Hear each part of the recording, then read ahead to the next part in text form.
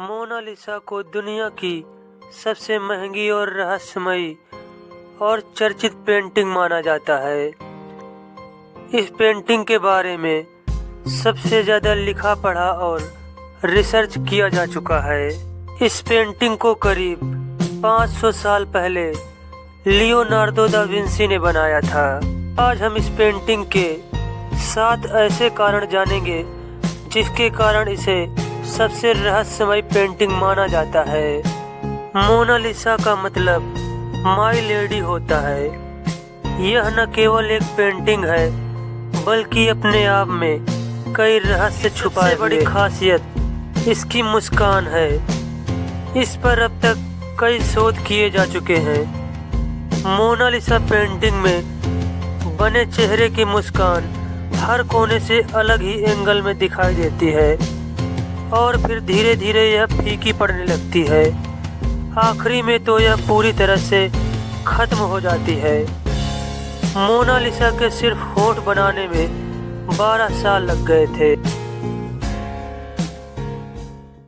Number 2, France के एक artist look मैस्पेरो ने 23 जून 1852 को पेरिस के होटल की छत से कूदकर अपनी जान दे दी। वह मोनालिसा की रहस्यमय मुस्कान और सुंदरता के लिए पागल था।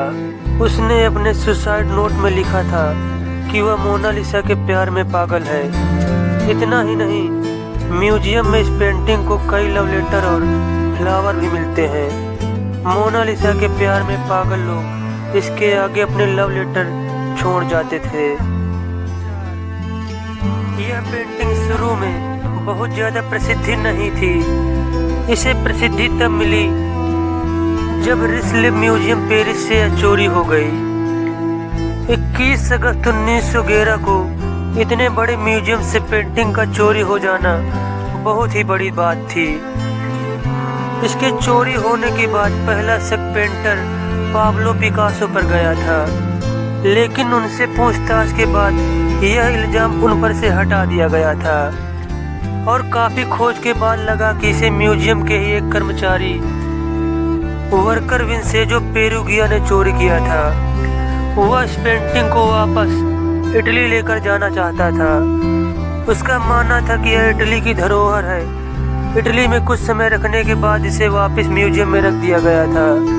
वही विंसेंजो को इसके लिए 6 महीने की सजा दी गई थी, लेकिन इटली के लोग उन्हें इसके लिए देशभक्त मानते थे। नंबर 5, माना जाता है लियोनार्डो दा विंसी के एक ही छात्र फ्रांसिस्को मिलजी ने इसकी जुड़वा पेंटिंग भी बनाई थी। यह स्पेन की राजधानी मैड्रिड के म्यूजियो दे प्रादो में रखी गई है।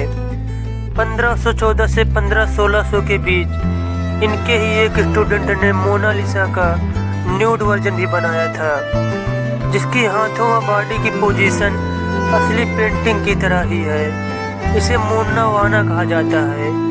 कहा जाता है कि शायद यह पेंटिंग भी लियो ने ही बनाई थी। नंबर 6, मोनालिसा कौन महिला है यह आज भी रहस्य है। लियोनार्डो दा विंसी पेंटर होने के साथ साथ एक लेखक भी थे, लेकिन उन्होंने कभी भी इस पेंटिंग के बारे में कुछ नहीं लिखा, ना ही कभी बताया है कि यह महिला कौन थी जिसकी यह पेंटिंग बनाई गई है।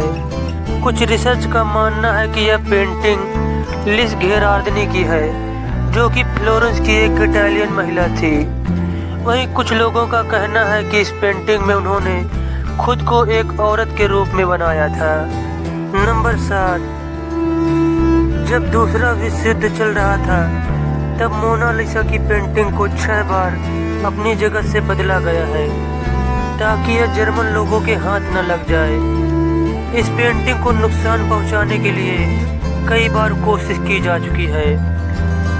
एक बार 1956 में एक टूरिस्ट ने इस पर पत्थर फेंका था, जिससे इसकी बाएं बाजू पर निशान पड़ गया।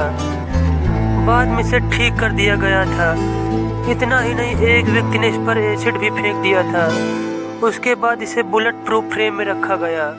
वहीं एक महिला ने इस पर लाल स्प्रे छिड़क दिया था।